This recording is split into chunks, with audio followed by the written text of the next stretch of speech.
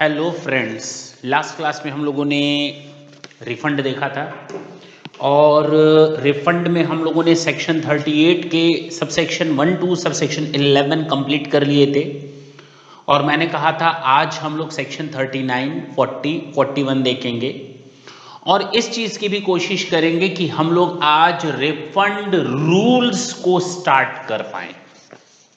Clear है? Refund rules में total 6 rules हैं। रूल 1, 2, 3, 4, 5, 6 बहुत ही इंपॉर्टेंट रूल्स हैं, बट ऑब्वियस है रूल्स का इंपॉर्टेंस जो प्रैक्टिशनर्स होते हैं उनको मालूम है कि क्या होता है, how to proceed, which form is to be needed to fill up, वो सारी चीजें हम लोग को दी जाती हैं रूल्स में, गाइडलाइंस दी जाती हैं रूल्स में। तो हम लोग रिफंड रूल्स से रिलेटेड प्रोविजंस को आज देखेंगे, कोशिश करेंगे कि स्टार्ट हो जाए। If you are just going to complete our main provisions which are given in the act. तो सेक्शन 38 में हम लोगों ने पहला देखा था कल सेक्शन 38 सबसेक्शन 1 कहता है कोई भी एसएससी जो क्लेमेंट है रिफंड के लिए, अच्छी बात है, वो प्रेस्क्राइब्ड फॉर्म RFD 1 फिलअप करेगा प्रेस्क्राइब्ड मैनर में। किसमें? प्रेस्क्राइब्ड मैनर में, और 2 साल के अंदर, रेलिवेंट डेट से 2 साल के अंदर इस एप्लीकेशन फॉर्म को फिलअप करके सबमिट कर देगा। यही तो देखा था। लेकिन जब मैंने ये इतना सेक्शन 38 सबसेक्शन 1 बताया तो उसके नीचे एक प्रोविजो दिया हुआ है, उसको मैंने लास्ट क्लास में डिस्कस नहीं किया था। बेसिकली उसके पीछे पर्पस ये था कि पहले हम लोग अपनी मेन स्ट्रीम लाइन को ओवर कर लें, मेन सेक्शन को खत्म कर लें, but today it is needed to check that proviso also. मैं उसको पढ़ने जा रहा हूं, 3 लाइनें हैं, उनके बारे में बताता हूं क्या है। सेक्शन 38 सबसेक्शन 1 का प्रोविजो है, provided that the limitation of 2 years shall not apply. It means and number of years तक का समय मिल गया। क्या मिल गया? अनलिमिटेड या इनफाइनाइट नंबर ऑफ ईयर्स तक का समय मिल गया।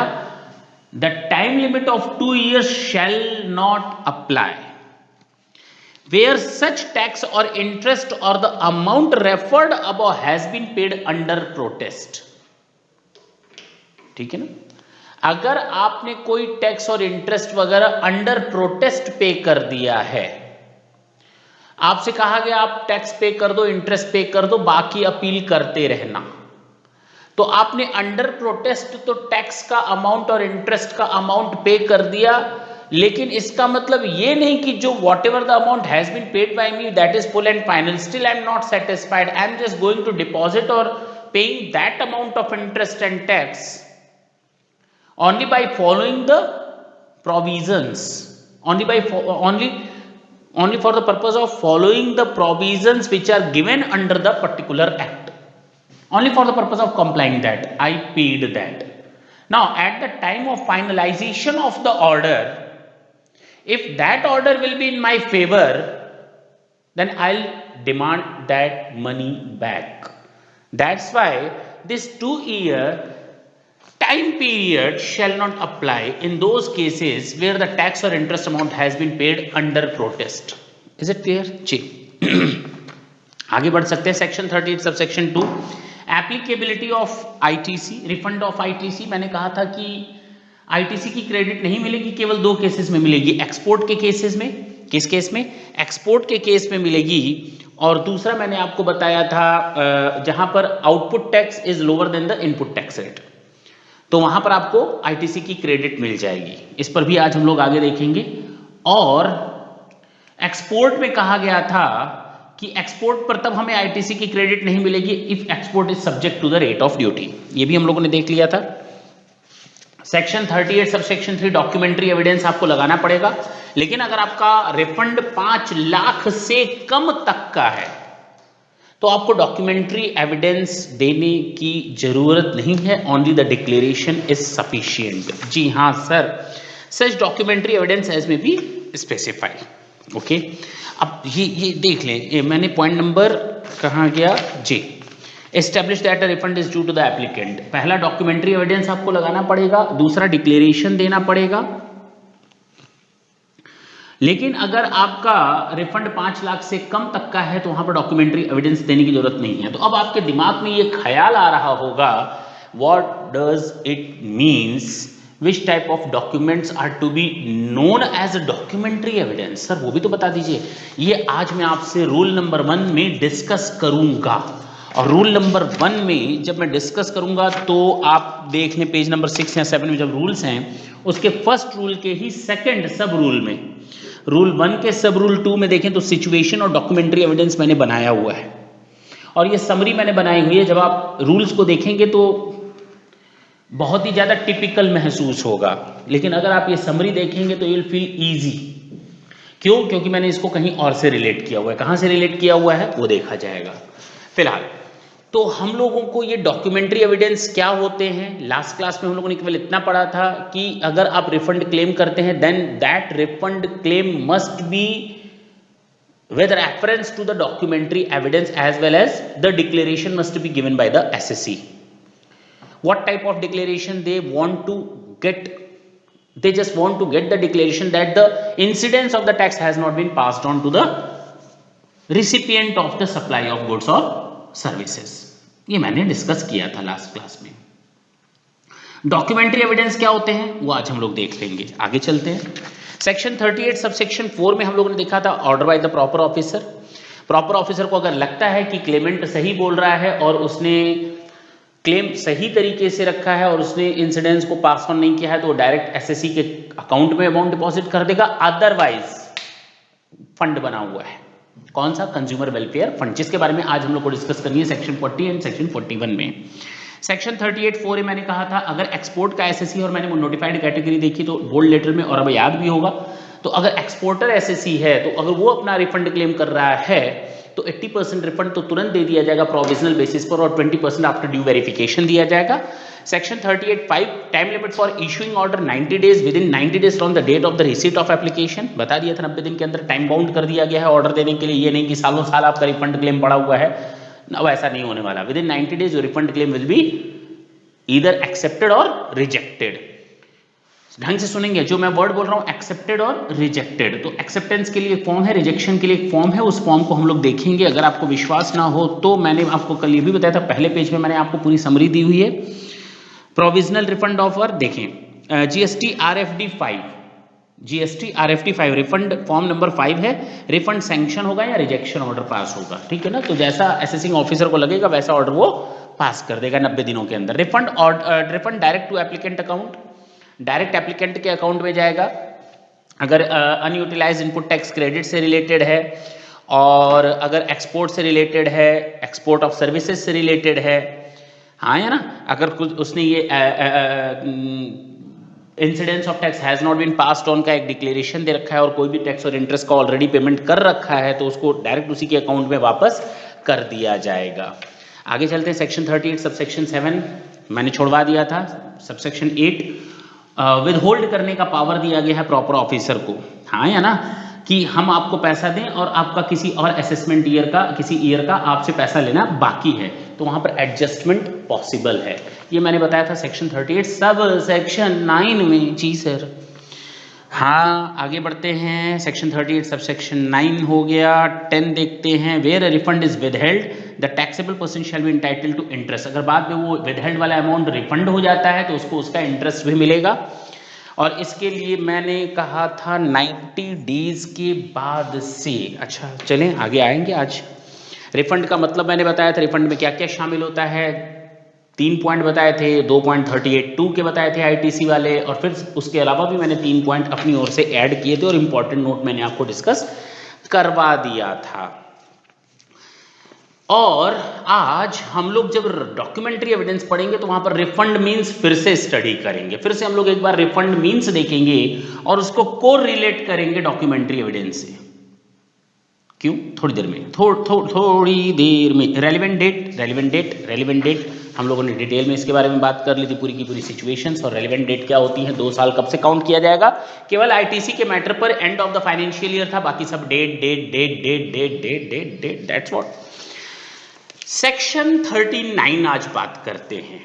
किसके बारे में बात करने जा रहे हैं? Section 39, interest on delayed refund.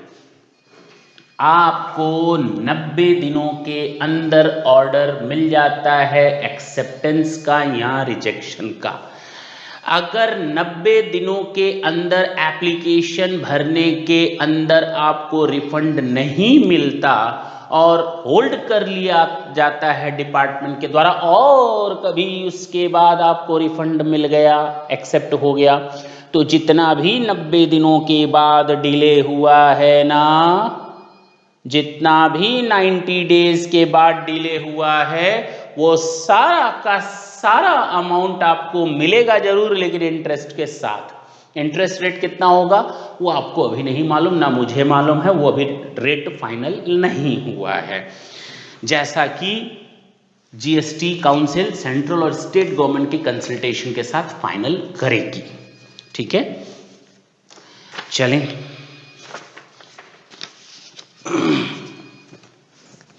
Where any order of refund is made by an appellate authority, tribunal or any court explanation में, and an order of the proper officer, the order passed by the appellate authority, tribunal as the case may be by the court shall be deemed to be an order passed under section फलाना and ढिमाका।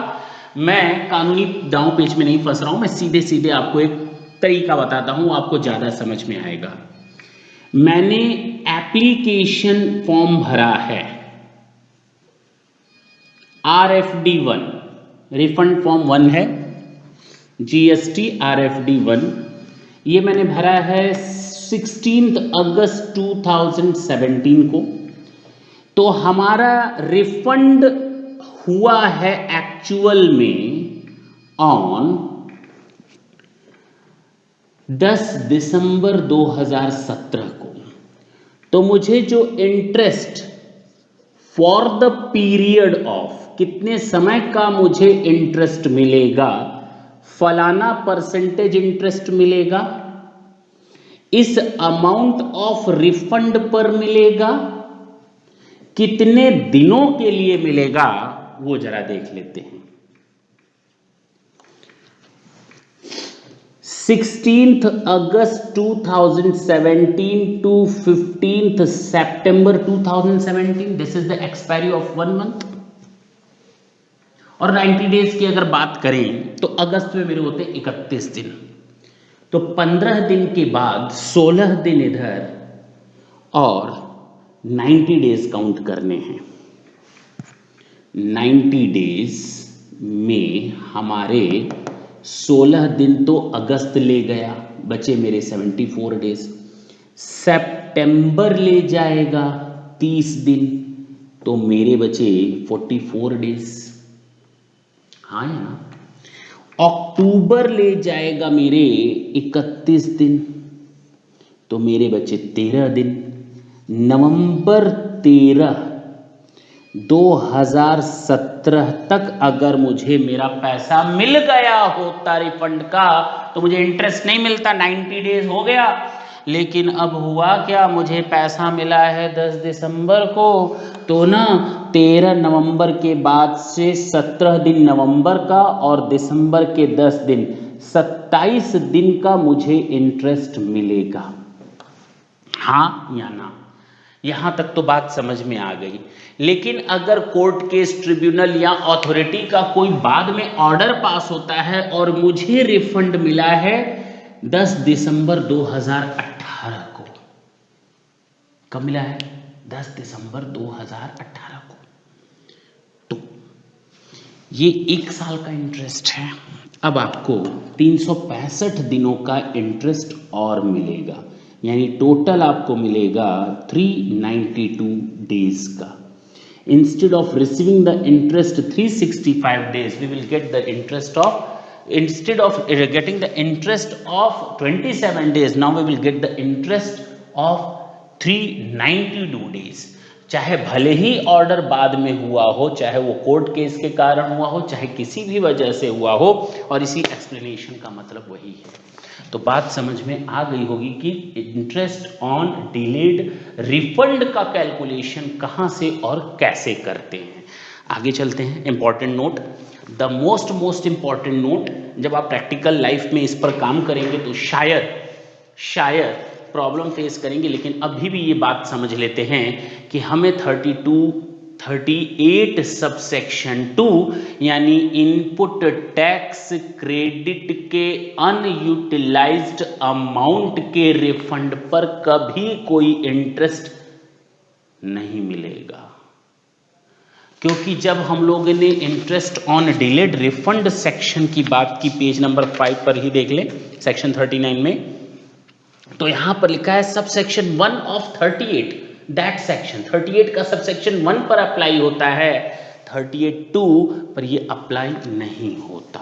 तो जाहिर सी बात है कि input tax credit का unutilised amount जो होगा उस पर ये हमें इंटरेस्ट नहीं मिलेगा। The above provision refers only interest on refund mentioned under section 38(1) and not section 38(2), so no interest on delayed refund of unutilised input tax credit. मुझे लगता है आपको ये बात समझ में आई, क्योंकि हम लॉ के बाहर नहीं जा सकते।